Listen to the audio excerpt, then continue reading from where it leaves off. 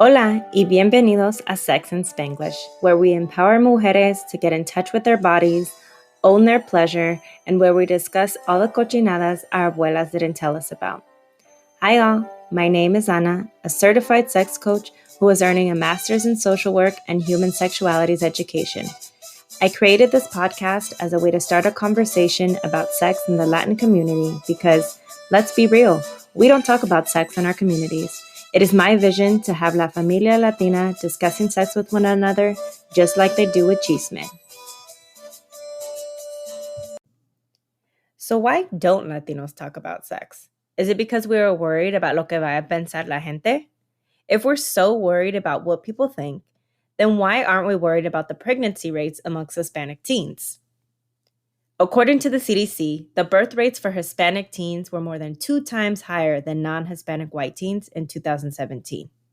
More than 2 times higher. I don't know about y'all, but I think our gente are worried about the wrong thing. Children are great if you want them, but statistics show that 75% of teen pregnancies are unwanted. Let me drive that home for y'all. These niñas are having sex for pleasure, not because they want a baby. I hear time and time again, even without sex education, they know they could get pregnant. You know what? As a sexuality professional, I have to disagree. Ignorance regarding sexual health runs rampant in Latino communities, especially when it comes to la princesa de la casa. We aren't taught how to properly prevent pregnancy, and if a lot of us don't have access to proper education or contraceptive methods. Yes, pregnancy is 100% preventable. Yet we'd rather avoid talking about sex and worry about por dónde vamos a sacarle el dinero por un bebé. That is so backwards. Pregnancy prevention begins with comprehensive sex education. The problem is that comprehensive sex ed isn't offered in many schools, especially those in communities of color. Many people believe that sex is something that should be taught at home, but if our parents don't know what they are talking about, then how are they supposed to teach us? And more importantly, if we aren't talking about sex, how are we going to learn about it? As someone who identifies as biracial, I have the privilege of witnessing the vast difference in the way that whites and Hispanics are socialized when it comes to sex, especially amongst women. White women are encouraged to own their pleasure. They talk about their sex lives with their friends and discuss their bodily concerns with their doctors. Hispanic women, on the other hand, are discouraged from expressing their sexual desires and talking about sex even with partners. We're less likely to talk to our doctors about any sexual concerns we might have, and we're too embarrassed to talk to professionals about issues we're having because we aren't taught that sex is normal. Half the time, some of us don't even know what's going on because we don't know our bodies. We're not taught that. There are so many women who spend their lives in discomfort simply because we don't talk about sex ni la chocha. We often don't know when something is wrong because we aren't taught what is normal for our bodies. And you want to know something? I'm tired. I'm tired of seeing mi gente hypersexualized by the media when our communities aren't given the same access to sex education or contraception. I'm tired of Latinas not advocating for the right to orgasm and enjoy sex and experience pleasure. I'm tired of seeing mujeres afraid to tell their doctors when something isn't right. I created Sex in Spanglish in hopes to end all of this. Education is power, y vine a soltar la sopa. You can enjoy sex without getting pregnant. All women are capable of orgasms. Sex shouldn't be painful. It isn't normal to pee when you cough or sneeze, even if you had a baby or are older. Your vagina isn't supposed to smell como una rosa. You can have sex on your period. And to bust any other myths that you might have heard growing up. Now moving on to our next segment, what I like to call La Cochinada del Día, where I clarify common misconceptions about sex and sexuality. And today's cochinada is como limpiarte la chocha. So if those of you who haven't heard that word, la chocha is a commonly used word in la comunidad Latina to talk about the vagina or the vulva, right? And I want to make a differentiation here between the vagina and the vulva because it's often used as the same term and it's not.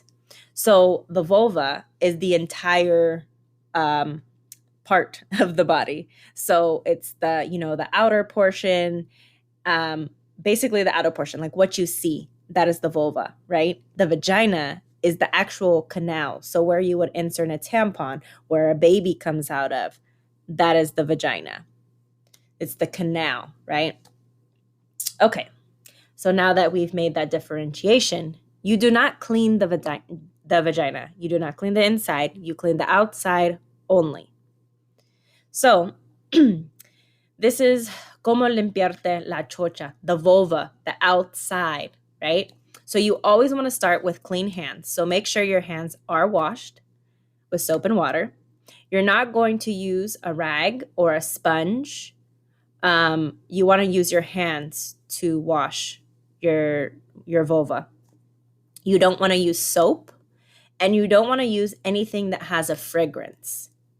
So you can actually just clean yourself with water, because your vagina actually cleans itself, the inside, and you can actually just clean the labia on the outside with just water.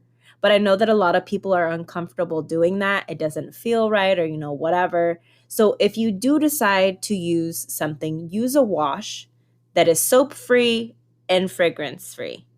And you're probably like, well, where the hell do I get this, right? It's not the what is that one that women always use? It's not Secret. It'll come to me after this probably, but don't be using the one that your mom or your grandma used, because I can guarantee you they're probably not using the right one.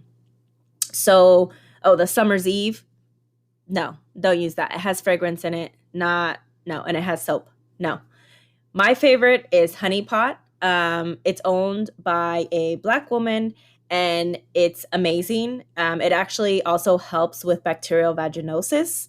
And we'll talk about that on a different episode, but I will definitely leave a link to that in the show notes. You can find it. I've seen it at Target, at CVS, probably at Walmart. Yeah, so it's pretty easy to find. You can also get it online. So I will leave a link to that in the show notes. And like I said before, do not use it or anything else to clean inside the vagina. Your vagina cleans itself. So that means no douching. Your vagina isn't supposed to smell like roses, or your vulva isn't supposed to smell like roses. Know your own smell. Get used to your natural scent, because that is how you know when something is wrong. If the scent is off, that means that something is likely wrong. Discharge is normal, and wearing a panty liner can actually cause infections. So a lot of women wear panty liners on the daily because of the discharge that it leaves on their panties or their pants. And I get that, but wearing panty liners all the time actually increases your risk for infection. So if you're getting infections a lot, and you're wearing panty liners all the time, that's probably why. So I would stop wearing the panty liners.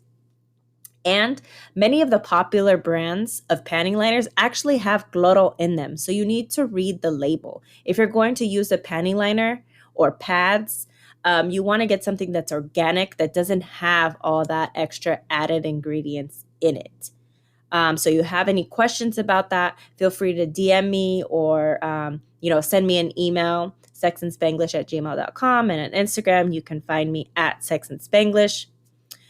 Now, when you're urinating or when you go pee, you want to pat dry. A lot of us are used to wiping. We've been taught wipe front to back, whatever. But you want to pat yourself dry. You don't want to rub it, because one, that causes irritation, and it can also rip the toilet paper, and then you can get it stuck to you and not know, and so it can go inside. It's this whole thing. You want to pat dry. When you go number 2, you want to wipe from front to back, always. So if you have anything that you want me to touch on or clarify about this, please reach out to me again at Instagram at sexandspanglish, or you can email me at sexandspanglish@gmail.com. Moving on to our next segment, Ask a Future Doctora. I've never orgasmed. Does this mean I never will be able to? All women are able to orgasm. It is just a matter of finding what works for you. There are a lot of women who do not experience orgasm until years after they begin having sex, and this is totally normal.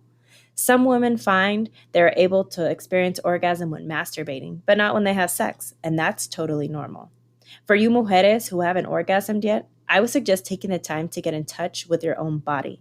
What types of touch does your body like? What types of touch do you not like? Where do you like to be touched? Where do you not like to be touched? The more you know what you like, the more you'll be able to tell your partner what it is that you like. And another thing you can do to reach orgasm is to relax. Stress is an orgasm's kryptonite, so the more you relax, the more likely you are to orgasm. I cannot stress that enough. I'll be soltando la sopa all about orgasms on my next episode, so be sure to subscribe. And if you found this information useful, helpful, interesting, whatever, be sure to share it. Compártelo con una vecina, una prima, y una cochina. If you'd like a question answered on the podcast, send me an email at sexandspanglish@gmail.com. Join me every week to hear me talk about orgasms, STIs, birth control, and all the other cochinadas your abuelas didn't tell you about. Until then, be sure to follow me on Instagram for weekly topics and updates. And if you want chisme before anyone else and early access to freebies, be sure to sign up for my email list. Simply head to the link tree located in my bio on Instagram and click on Email Me the Chisme. My link tree is also where you can get more information about how you can get personalized coaching from a Latina certified sex coach who can help you navigate your culture and your sexuality sin vergüenza. Instagram is where you'll find me discussing sex and my other passions, food, social justice, y Latinidad. It's also where you can access my Facebook and Twitter accounts. Make sure to follow me and leave me a comment on my social media platforms to let me know you heard this. Espero verte pronto.